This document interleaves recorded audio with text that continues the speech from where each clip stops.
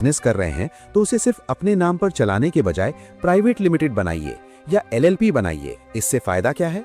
अगर कल को खुदा न खास्ता आपका बिजनेस डूब भी जाए या उस पर कोई भारी कर्जा हो जाए तो बैंक वाले आपके घर की नीलामी नहीं कर सकेंगे, क्योंकि बिजनेस और आप कानून की नजर में दो अलग अलग लोग हैं। इसे कहते हैं कंपार्टमेंटलाइजेशन। जैसे एक बहुत बड़े जहाज के अंदर अलग अलग हिस्से कंपार्टमेंट्स होते हैं।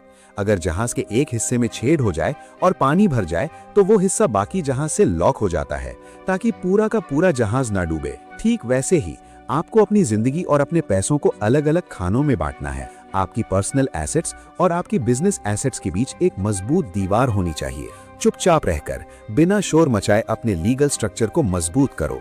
एक अच्छे वकील और एक अच्छे सीए को फीस देना आपका खर्चा नहीं है, वो आपका बीमा है।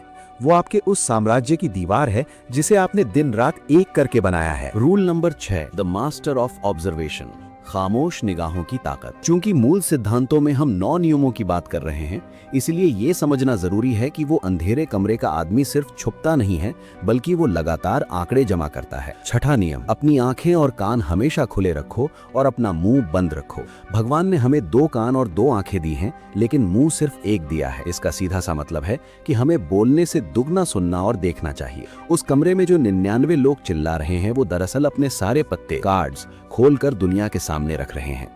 जब इंसान बोलता है तो वो अक्सर जोश में आकर अपनी कमजोरियां, अपने डर और अपने सीक्रेट्स दूसरों को बता देता है।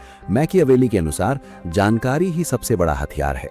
जब आप शांत रहते हैं तो आप सामने वाले को बोलने का मौका देते हैं, और जब सामने वाला लगातार बोलता है तो वो कहीं ना कहीं गलती जरूर करता है। मीटिंग्स में दोस्तों के